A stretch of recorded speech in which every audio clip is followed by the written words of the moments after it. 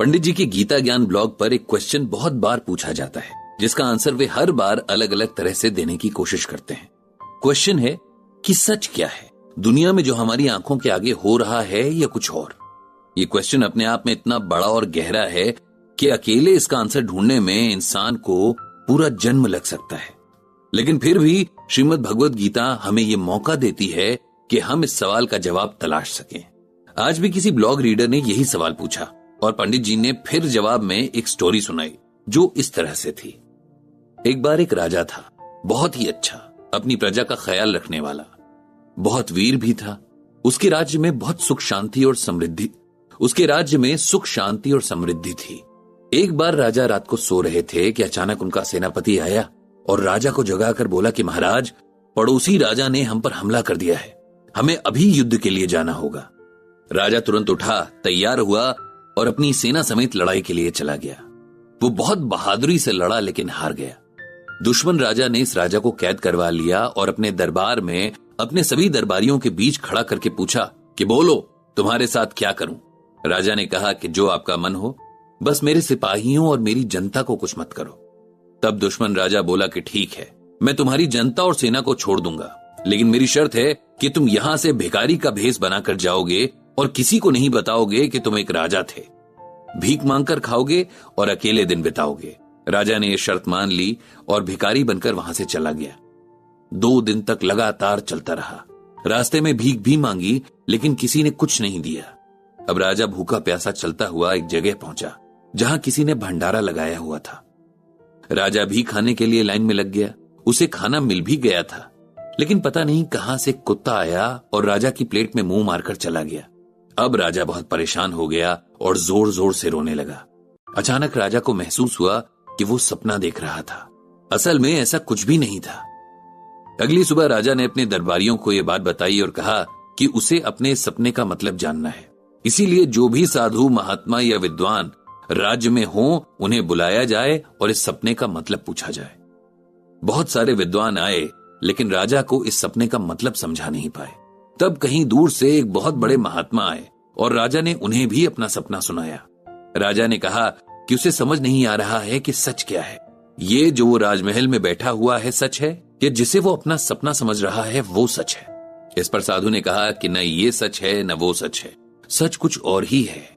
और उस सच को जानने के लिए आपको एक जर्नी करनी है, अपने भीतर की जर्नी, अपनी आत्मा को समझने की जर्नी।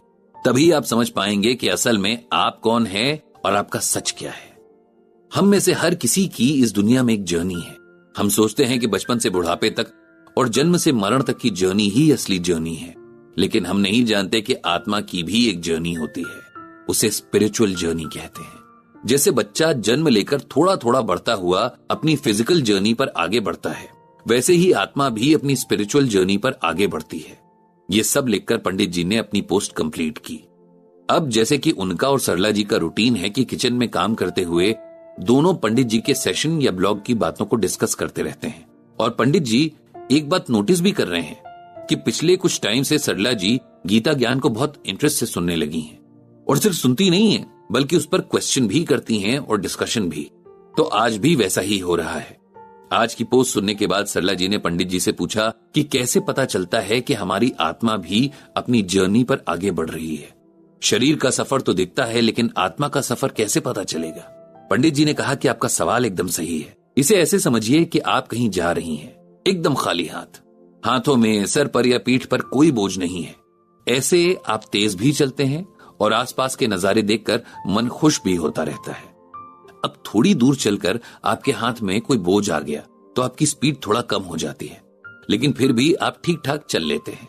अब अगर आपके दूसरे हाथ में भी कोई बोझ आ गया तो आपके लिए चलना मुश्किल हो जाता है, और अगर सर पे भी बोझ आ गया तो फिर तो समझिए कि आपके लिए बैलेंस बनाना भी मुश्किल होता जाएगा।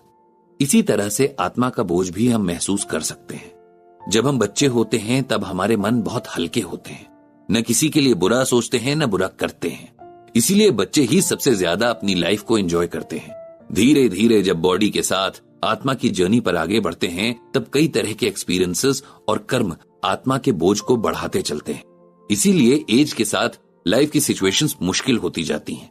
क्योंकि पहले से बहुत सारे बोझ ढोकर चलती हुई आत्मा नए चैलेंजेस को फेस नहीं कर पाती या उन्हें फेस करने में परेशान होने लगती है। पंडित जी की बात को न सिर्फ सरला जी ने समझा बल्कि अंदर से महसूस भी किया। इसके बाद पंडित जी ने उन्हें श्रीमद् भगवद गीता से ये श्लोक सुनाया। मम एवांशो जीवलोके जीवभूतः सनातनः मनः षष्ठानीन्द्रियाणि प्रकृस्थानि कर्षति। इसका अर्थ यह है कि संसार में जीवन या लाइफ का रूप लेकर आई हुई आत्मा यानी हर आत्मा मेरा ही भाग है, लेकिन इंद्रियों के वश में होकर जीव खुद को शरीर मान लेता है। गीता में भगवान श्री कृष्ण कहते हैं कि आत्मा 84 लाख योनियों में ट्रैवल करती है, एक बॉडी मरती है और आत्मा दूसरी में चली जाती है। इस तरह आत्मा का ये जीवन चक्र तब तक चलता रहता है जब तक कि वह मुक्त नहीं हो जाती या उसे मोक्ष नहीं मिल जाता। मोक्ष को सद्गति भी कहते हैं। ये वो कंडीशन है जब आत्मा नाम और मृत्यु के साइकिल से आजाद हो जाती है और उसे नए शरीर में आने जाने से छुटकारा मिल जाता है। हम शरीर और आत्मा में फर्क नहीं कर पाते और आत्मा के जन्म और मौत आदि का इतिहास खोजते हैं। आत्मा शरीर की तरह कभी बूढ़ी नहीं होती, इसीलिए शरीर में एज के अकॉर्डिंग आने वाले चेंजेस का आत्मा पर कोई असर नहीं पड़ता। आत्मा किसी चीज की तरह खराब भी नहीं होती। खुद को समझने के लिए इन बातों को समझना बहुत जरूरी है और ये सब हमें गीता ज्ञान से समझ आ सकता है। इतना कहकर पंडित जी ने भगवान श्री कृष्ण से सबको शांति देने की प्रार्थना की।